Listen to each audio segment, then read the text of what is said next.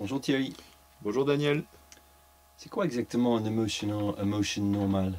Alors, une émotion normale. Quand est-ce qu'une émotion est normale? En fait, vous devez le savoir, des fois il y a des manifestations émotionnelles qui sont pas normales, quoi. C'est inadapté, disproportionné, ça explose, ça va dans tous les sens, c'est pas normal.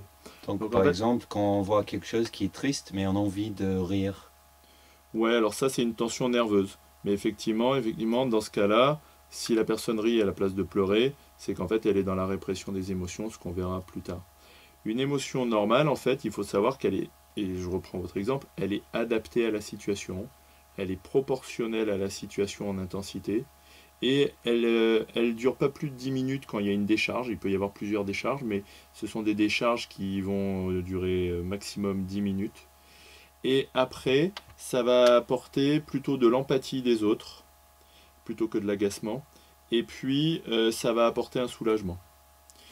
Le plus important, c'est de regarder si l'émotion, pour savoir si elle est normale, c'est de regarder si l'émotion correspond à la situation. Puisqu'en fait, une émotion, comme je vous l'ai déjà dit précédemment, Daniel, c'est une réaction à une situation. C'est une réaction pour faire face à une situation. N'oubliez pas que l'être humain, il cherche qu'une chose, c'est savoir quoi faire pour satisfaire ses besoins.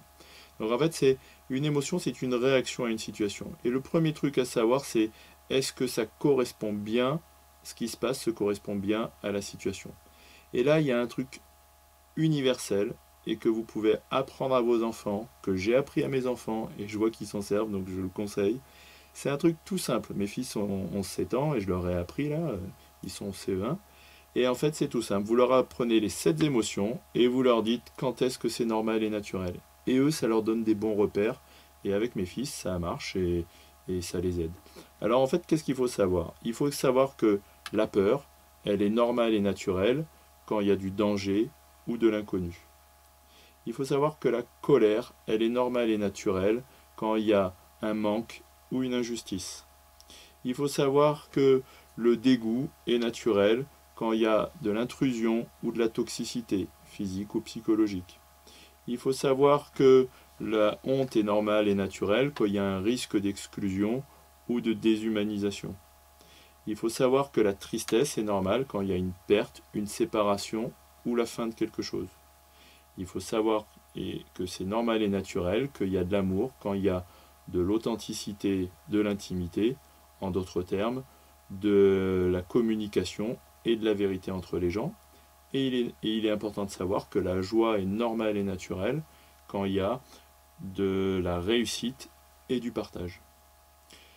Donc vous regardez si la situation, vous observez la situation, vous regardez si dans la situation il y a ces éléments-là. Est-ce qu'il y a du danger? S'il y a du danger, c'est normal d'avoir peur. Si c'est la fin de quelque chose, c'est normal d'avoir peur. Par exemple, si vous avez le dimanche soir, vous êtes un peu triste à la fin du week-end, c'est normal. Le blues du dimanche soir est normal, c'est la fin du week-end. Vous allez passer à autre chose et c'est une réaction normale et naturelle.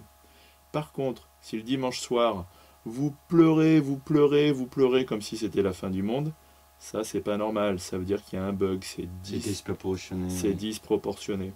Et donc là, on le verra ultérieurement, on passe dans les émotions qu'on appelle parasites, dysfonctionnelles, et on verra en fait qu'il y a 7 bugs au niveau émotionnel, mais on les verra ultérieurement.